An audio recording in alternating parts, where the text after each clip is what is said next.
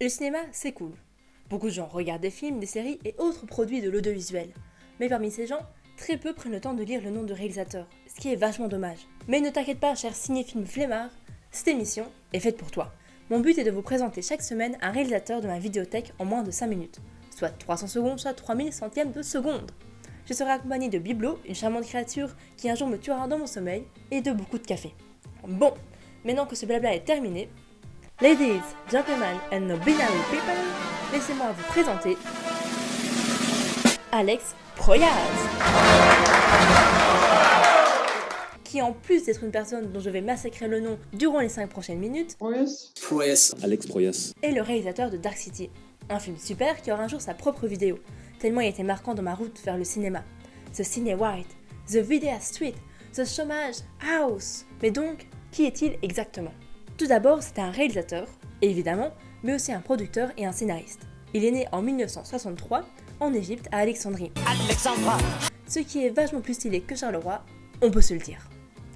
3 ans après sa naissance, il part vivre en Australie.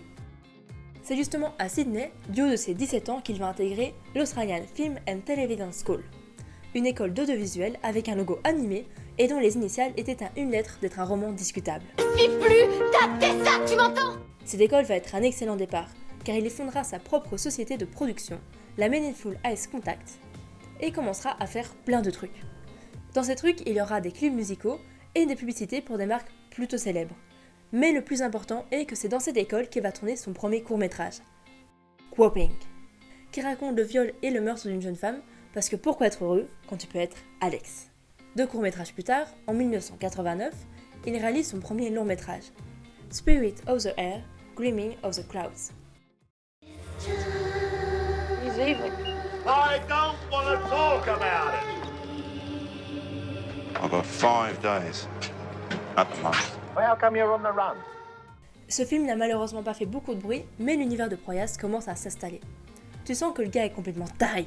Ce qui va d'ailleurs se vérifier 5 ans plus tard, avec la sortie de Book of Dream, Welcome to Quatenland. Un court-métrage qui a été nommé pour la Palme d'Or, le prix de jury et le 2e prix de jury l'année de sa sortie. Mais ce n'est pas ce qui s'est passé le plus important cette année, car c'est aussi en 1994 que sort en salle son 2e long-métrage, The Quo.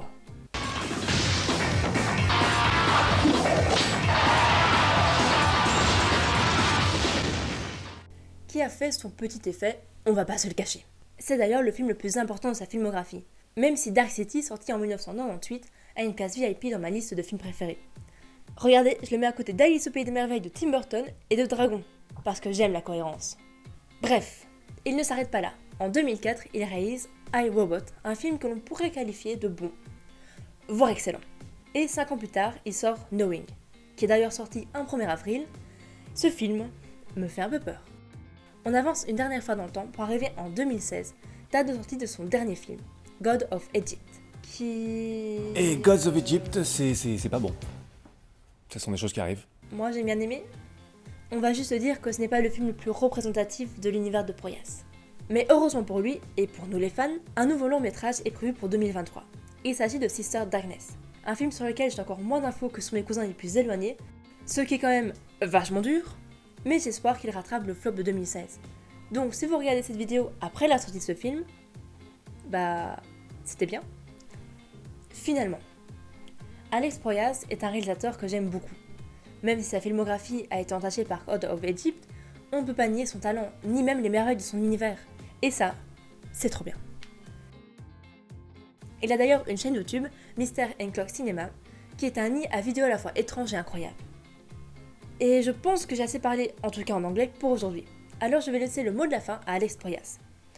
And so I say, take your future into your own hands and do stuff. Now there's no real excuse for not filming something yourself. You've got a thing in your pocket called a phone, and it can shoot at 4K, and you can edit on your laptop and stuff. So there's really no excuse. There's no technical limitations for not making a film. So I encourage people to get together with groups of other people, other like-minded people in the industry.